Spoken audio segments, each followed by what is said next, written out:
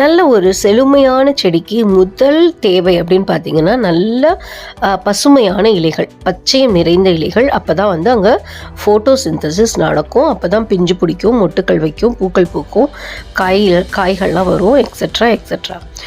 அந்த பச்சையம் செடியில் இருக்கணும் அப்படின்னா மண்ணில் கண்டிப்பாக இரும்புச்சத்து அப்படிங்கிறது இருக்கணும்.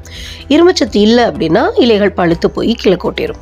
ஸோ அந்த இரும்புச்சத்துக்கு நான் என்ன கொடுக்குறேன் அப்படின்னு பார்த்தீங்கன்னா, வெந்தயக்கீரை இருக்குல்ல, கீரையெல்லாம் நம்ம சமையலுக்கு பயன்படுத்திட்டு மிச்சம் இருக்கிற அந்த தண்டும் சில இலைகளையும் எடுத்து மோர் கலந்து நல்லா ஊற வச்சுடுங்க.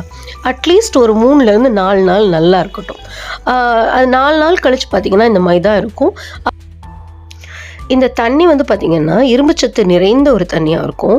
இந்த தண்ணியை நல்லா வடிகட்டி வச்சுக்கோங்க. மிச்சம் இருக்கிற அந்த கழிவுகளை வந்து நம்ம கம்போஸ்ட் பின்னில் போட்டுடலாம். முகில்நீஸ் தமிழ் கார்டன் கம்போஸ்ட் பின்னு நீங்கள் யூடியூப்பில் டைப் பண்ணிங்கன்னா நிறைய பதிவுகள் வரும், பாருங்கள். இப்போ வந்து நான் ஆல்ரெடி செடிகள் தண்ணி ஊற்றிட்டேன். நான் வந்து இந்த ஃபர்டிலைசரை வந்து பல மடங்கு தண்ணி கலந்து கொடுத்துருக்கலாம். அப்படி கொடுத்தோம்னா என்ன ஆகும்னா பாதி தண்ணி கீழே போயிடும். அதனால் ஃபஸ்ட்டு நான் வந்து சாதாரண தண்ணியை ஊற்றிட்டு ஒரு 15 மினிட்ஸ் கழிச்சுட்டு இந்த நம்ம ஃபில்டர் பண்ணி வச்சுருக்கோம்ல அந்த தண்ணி, அது வந்து நல்லா டென்சிட்டியாக இருக்கும். அதை வந்து நம்ம ஒரு சின்ன ஒரு கப்பில், ஒரு சின்ன டீ கப்பில் ஒரு கப்பு ஊற்றிடலாம்.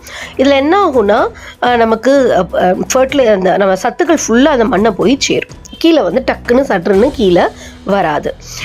ஆனால் வெறும் ட்ரையாக முதல்ல தண்ணி ஊற்றாமல் அப்படி கொடுக்காதீங்க. ட்ரையானதில் இந்த மாதிரி டைல்யூட் பண்ணாத உரத்தை ஊற்றாதீங்க.